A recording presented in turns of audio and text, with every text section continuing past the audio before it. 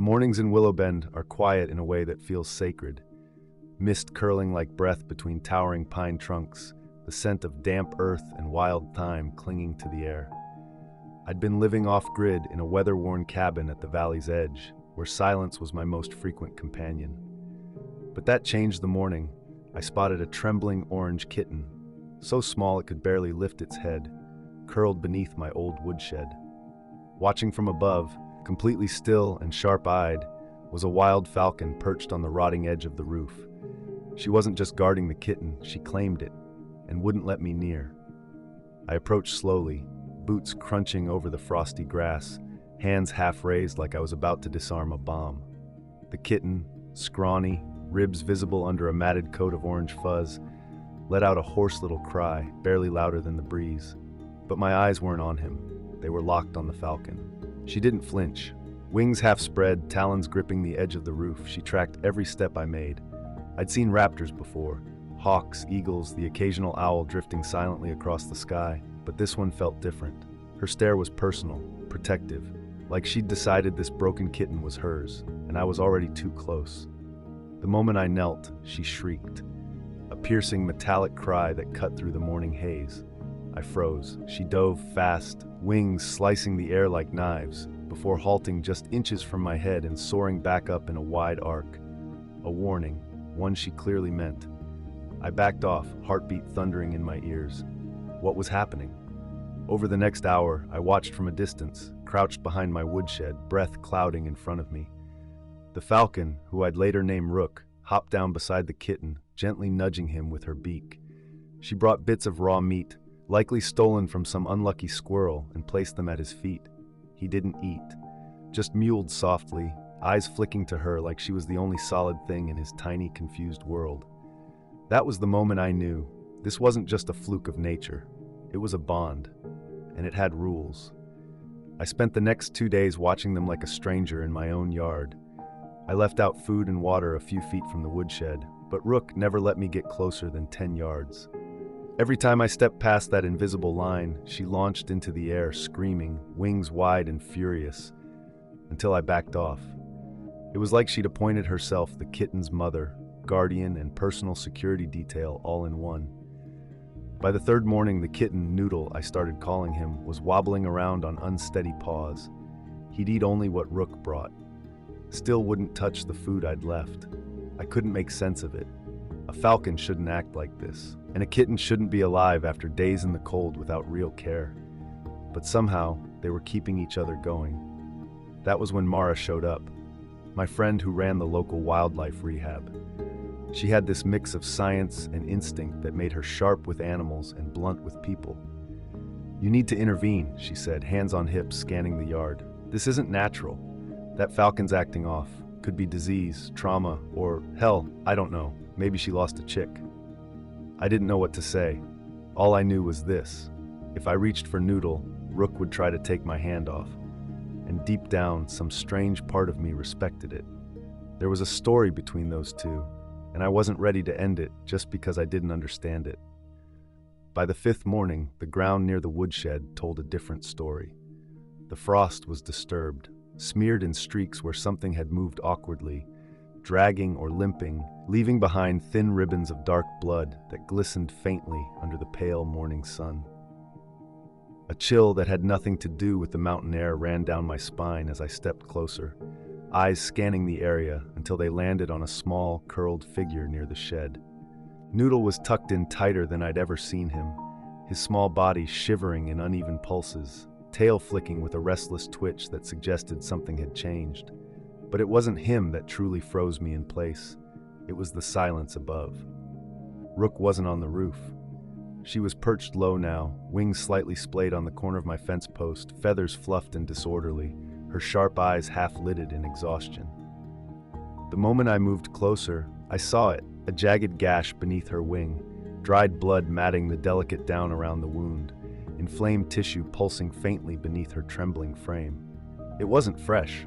The edges told me this had happened days ago, maybe around the time she first appeared. And suddenly, the pieces rearranged themselves in my mind. She hadn't come to care for the kitten out of instinct or some miraculous impulse of nature. She'd been grounded, too injured to leave, too wild to seek help. And somewhere in the haze of pain and vulnerability, she'd found Noodle, another orphaned creature too weak to survive alone. I called Mara without hesitation. She arrived swiftly, expression sharp with that controlled concern she always carried. But the second she stepped past the tree line, Rook rose into the air with a cry, less fierce now, more ragged, but still pulsing with a protective fire that caught Mara off guard. And there, below her, Noodle arched his back, eyes wide with something feral and misplaced in a creature so young. A sound like a hiss scraped out of his throat, thin, broken, but unmistakably defensive. Mara turned to me slowly, a flicker of disbelief softening her face. "They've imprinted," she murmured, "both of them, on each other." The words sank like stones in the silence between us. I didn't reply. I just stood there, watching them. Two fractured souls bound together by wounds the rest of us could only guess at, and understood that whatever this was, it wasn't something we could untangle without doing real harm. Mara paced the clearing in slow, deliberate circles, arms crossed, jaw tight as she studied the falcon from every angle, trying to make sense of a situation that defied everything she thought she knew about animal behavior. She had worked with owls that had imprinted on the sound of traffic, hawks that mourned lost nests with eerie stillness, but this odd, stubborn union between predator and prey, it was more than rare. It was unnatural, and yet it felt so painfully right when you looked at them. Rook stood watch with wings half lifted like a weathered statue, her body trembling slightly with every breath, while Noodle curled beside her, not touching, but always near, always under her shadow. The distance between them was filled with something unspoken, yet tangible. Theo, who had come up from the city 2 days ago to check on the hermit life, leaned against the porch rail with a mug in hand, eyebrows raised in skeptical disbelief. "You can't be serious," he muttered. "It's a falcon. It eats things like him." He nodded toward the kitten, then sipped his coffee like that settled it. His world, neat and categorized, didn't know where to place this. I stayed quiet, because I didn't have answers, only instincts, and those instincts told me to wait, to watch, to give them space. Every time I stepped too close, Rook's warning cry returned, but softer now, frayed at the edges like old cloth. She was tired, they both were, but still they held on to each other, and maybe to the fragile hope that the world wouldn't intervene too soon. The weather turned sharp that week. Nights dipped below freezing, and the wind that swept down from the ridgelines came cruel and uninvited, hissing through the pines and rattling loose shingles on the cabin roof. I set up a tarp near the shed, propped like a lean-to with hay and blankets inside, hoping Rook and Noodle might take shelter. They didn't. Rook remained on her post, exposed to the cold, feathers bristling in the wind as if daring the mountain to try her. Noodle stayed near, burrowed under a warped plank of the shed, eyes blinking slowly through the frost-bitten light. I knew this couldn't last. Nature didn't make exceptions. Not for sentiment, not for miracles. Then came the letter. A neighbor from half a mile down the trail, old Miss Cartwright, the kind who thinks wildlife management means a shotgun and a strong opinion, had spotted the falcon limping, acting strange, and filed a report with the local game warden. Mara caught wind of it first, pulling up to my cabin with her truck door slamming open, a storm in her voice. "They're talking about removing her. Trapping. Relocation. Maybe worse if they think she's a threat." The thought hit like a punch to the ribs. Rook wasn't just another bird anymore, and Noodle, still too weak to fend for himself, would be left behind, alone, without the one creature who had made him feel safe. Suddenly, the question wasn't just how to help them. It was how to protect them from everything else. I sat on the porch late into the evening, fingers wrapped around a mug of tea gone cold, eyes fixed on the shed barely visible in the dark. Somewhere out there, beneath the low murmur of wind and creaking trees, Rook rested with her wings curled inward like broken armor. Noodle's faint mews came and went, soft as breath, barely audible over the forest sounds. I couldn't stop thinking about the line we were all dancing around, between rescue and interference, between love and control. Was I doing this for them, or for me? Mara had left hours earlier, torn between her professional obligation and what her gut told her wasn't just another wildlife case. "You could bring them in," she'd said, her voice low, careful. We could rehab Rook properly. Noodle could be fostered, maybe even adopted out, but they can't stay like this forever. The words sat heavy in my chest. If I brought them in, I might be tearing apart something sacred. If I didn't, I risked losing them both to cold, to predators, or to human judgment dressed as policy. It wasn't just about survival anymore. It was about what survival meant, who it served, and what it cost. The day after the frost broke, I found the shed empty. The nest of hay was there, undisturbed, the old plank where Noodle usually curled up still warm to the touch. But the space beneath it was hollow. No falcon, no kitten, only silence, drawn tight like a wire between the trees. I called out softly, nothing loud, just a whisper of their names on the air, but the forest gave nothing back. The stillness was immediate, too clean, like something had erased them both. For hours, I searched the perimeter, boots sinking into half-thawed mud, heart knocking against my ribs like it had forgotten how to keep pace. Every rustle in the underbrush, every branch that creaked under its own weight, made me flinch. There was no sign of struggle, no feathers, no tracks. They had vanished as if the bond between them had grown legs and walked into the woods. But just before dusk, I found a mark, thin gouges along the bark of a cedar tree, high up, not quite falcon height, but larger than any cat could reach.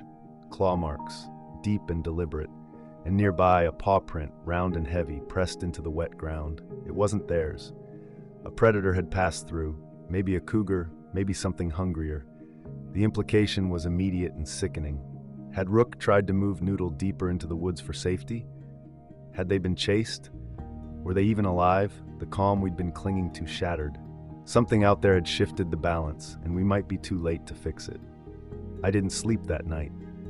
The forest had taken on a weight, a silence that wasn't peace, but something watchful, like the trees were holding their breath. I sat on the porch with a flashlight in one hand, and my old flannel draped over my shoulders, eyes fixed on the tree line. At some point around midnight, I thought I heard a rustle, softer than a raccoon, heavier than a squirrel. But when I stepped off the porch, the world fell quiet again. My heart ached in that slow, hollow way it does when you've grown used to something fragile and now have to wonder if it's gone for good. When morning finally cracked open over the ridge, Mara returned.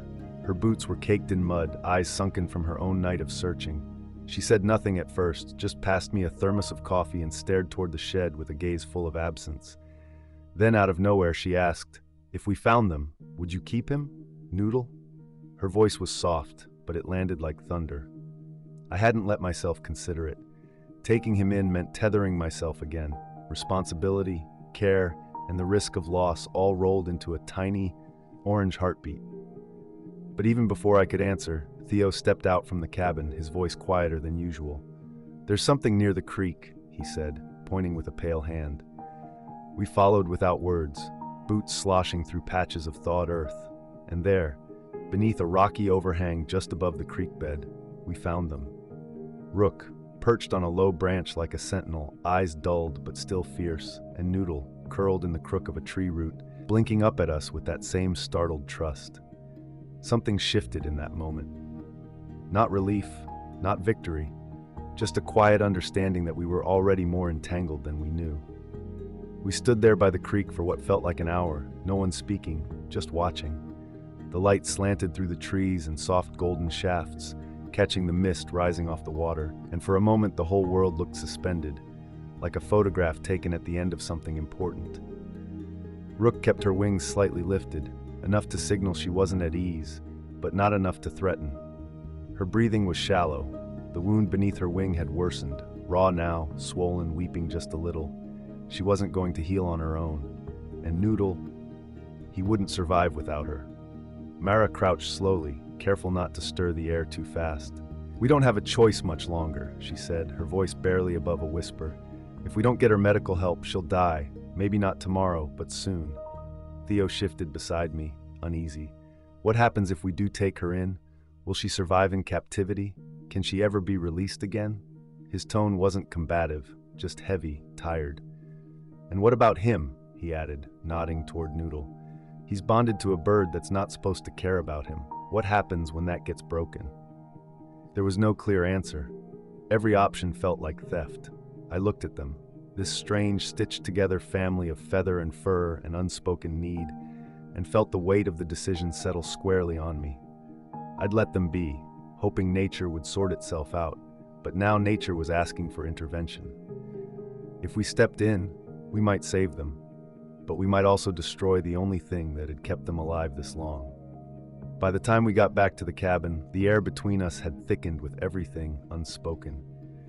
Rook was still too weak to fly far, and Noodle, sensing every ripple in her body language, wouldn't leave her side. Mara had called someone from the wildlife center, a falcon specialist with a mobile unit, but they wouldn't arrive until the next morning. We had one night left to decide how this would end. Mara stood by the window, arms folded, eyes fixed on the silhouette of Rook and Noodle beneath the makeshift tarp we'd set up again. We could sedate her, just enough to treat the wound, then bring her back here and release her when she's strong again. No cages, no rehab facility. Her voice was steady, but I heard the doubt coiled just beneath it. But if something goes wrong, if she doesn't wake up, Noodle won't understand. Theo sat at the kitchen table, flipping a spoon in his hands. You can't keep them together forever. You think this falcon's gonna roost in your yard and raise a cat? Come on, man. It's not a storybook. I didn't answer him. Not right away, because part of me agreed. But another part, the part that had watched this unlikely bond grow, that had seen the gentleness in Rook's movements, the way Noodle slept pressed into the curve of her feathers like he'd known her all his life. That part wasn't ready to tear it apart just because logic said it couldn't last. That night, as the temperature dropped again and wind rattled the cabin walls, I sat by the door with a blanket wrapped around my shoulders, listening to their breathing in the dark. What right did I have to choose for them? And yet, I knew I would have to. Dawn came slow and cold, the kind of pale light that slips between tree limbs, like it's afraid to disturb what's waiting below. I was already awake, wrapped in my jacket and sitting on the porch steps, eyes locked on the clearing where Rook and Noodle huddled in the shelter. I hadn't slept. None of us had. The night had passed like something sacred and fragile, every hour stretched tight with the unspoken knowledge that today something would break. The wildlife team was on their way. Mara had confirmed it with a quiet voice over the phone. They'd bring what we needed to sedate Rook safely, just enough to clean and stitch the wound, maybe start antibiotics, but they'd also bring the full protocol. Capture crates, transport gear, paperwork. The kind of cold structure that turns wild creatures into patients, then into numbers. Theo stood near the tree line, arms crossed, watching silently. For all his skepticism, I could see the worry etched into the tight line of his jaw. He didn't speak, didn't prod with logic anymore. I think even he had come to see something in the bond between the falcon and the kitten that logic had no business touching. And Mara, usually so decisive, had become quiet, thoughtful. She crouched beside me and spoke without looking. If she panics, if she lashes out, we'll lose her. Maybe both of them. You know that, right? I nodded slowly, throat thick. We had come to the edge of something, between doing what's right and what's humane, between letting go and holding on. And somewhere in that quiet, the question burned. Were we saving them, or unmaking something we never should have touched? The wind shifted. Tires crunched on the gravel road beyond the trees. Time had run out. The van pulled up with barely a sound, tires parting the frost-damp earth like it was silk. A woman stepped out first, mid-50s, sun-worn face, eyes like polished river stones. Calm, measured. She introduced herself as Celia, the falcon specialist, and immediately began prepping the sedative, her hands moving with the quiet certainty of someone who'd done this 100 times. But as she listened to Mara describe the bond between bird and kitten, her brow furrowed just slightly, a crack in her practiced neutrality. "I've never heard of this," she murmured, glancing toward the tarp where Rook perched. Her feathers puffed defensively around her, and Noodle pressed against her side like a heartbeat. "We'll need to be careful." It all moved slowly and all at once. We approached together, Celia, Mara, and me, stepping with agonizing slowness through the clearing, our breath catching in the stillness. Rook didn't cry out this time. She watched. Her eyes, dulled by exhaustion, still carried that edge of warning, but she didn't move to flee. Maybe she knew. Maybe she had already chosen. The moment Celia raised the dart gun, Noodle did something none of us expected. He stepped in front of her. His small body, fragile and trembling, stood between us and the falcon like a shield. No hiss, no sound, just defiance. And in that split second, Celia lowered the weapon. "We can't," she whispered. "Not like this." Silence bloomed, thick and staggering. The weight of choice hung in the frozen air between all of us, and I knew in that moment we wouldn't take her. Not today, maybe not ever. Instead, we stepped back, slowly, gently, and for the first time since she'd appeared in my life, Rook closed her eyes, not in sleep, but in trust. Whatever happened next, it would be on their terms. Weeks have passed since that morning by the creek, and still they're here. Not every day, not always together, but often enough that I know the bond hasn't broken. Rook no longer perches on the roof like a sentinel. Instead, she comes and goes, stronger now, her flight steady, her wound healed by time and distance rather than medicine. She hunts in the early hours and returns at dusk, wings slicing low over the tree line, always circling once before settling near the woodshed. And Noodle, now plumper, braver, follows her like a shadow made of fur, still too small to hunt, still too wild to hold. Mara visits less. Theo's gone back to the city, quieter than when he arrived. But I see the change in both of them. Something softened, something shifted. There are fewer arguments now about what should have been done, and more silence when we talk about what actually happened. We didn't save Rook and Noodle. They saved each other. And maybe, in some small way, they saved something in us too. I don't know how long this will last. Maybe one day Rook won't return. Maybe Noodle will follow a different path, grow into something more wild than tame. But that's the truth of rescue, isn't it? It's never clean, never clear. It's messy, fragile, full of impossible decisions and moments that don't fit inside the lines. And yet, it matters. Because once in a while, nature writes its own story. And all we can do is listen. If this story moved you even a little, if Rook and Noodle stirred something quiet in your heart, consider sharing it with someone who might need to believe in unexpected connections, in second chances, or in the quiet power of simply letting things be. Subscribe if you'd like to follow more stories like this, ones that live between the wild and the human, where nothing is ever simple, but everything is deeply felt. And tell me, what would you have done? Sometimes, the hardest choice is not rescuing, but trusting.